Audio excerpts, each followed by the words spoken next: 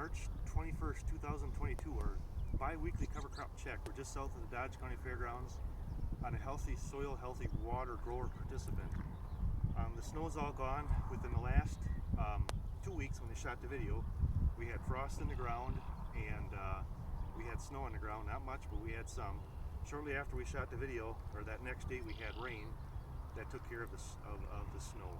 You can see now we got 8 rows of beans, 8 rows of corn, 8 rows of beans, 8 rows of corn. It was strip crop when it was planted, and it was planted north and south. You can't see the sun today in which direction I'm standing, but yeah, it's a cloudy day, but these strips are all going north and south.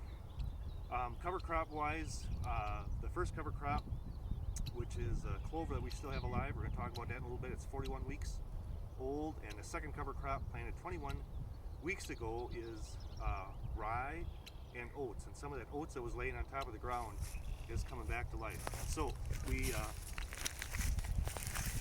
peeled some of the residue away, and we got some stuff to talk about.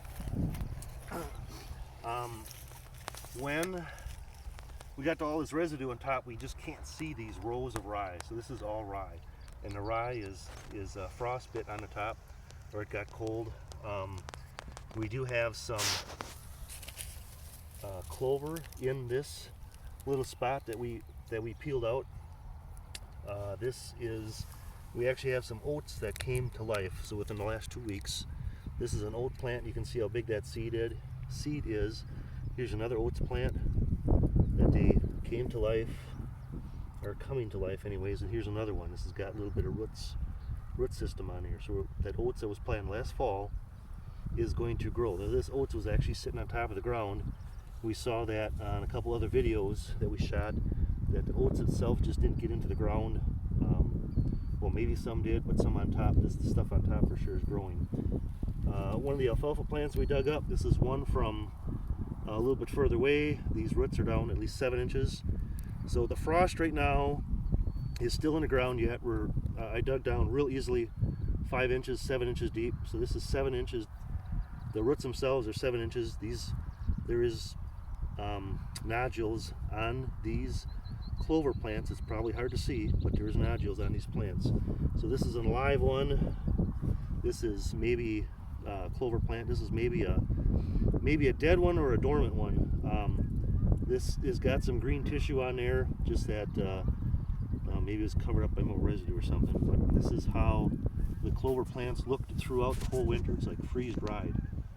The same with the rye. Two things that I dug up here. This is one chunk of soil. You just see it's all full of roots. See all the roots that are here. This is going down probably 3 or 4 inches, just full of roots. We do have one clover plant that's in here. I don't know how well it's showing up in the video, but this is just all full of roots.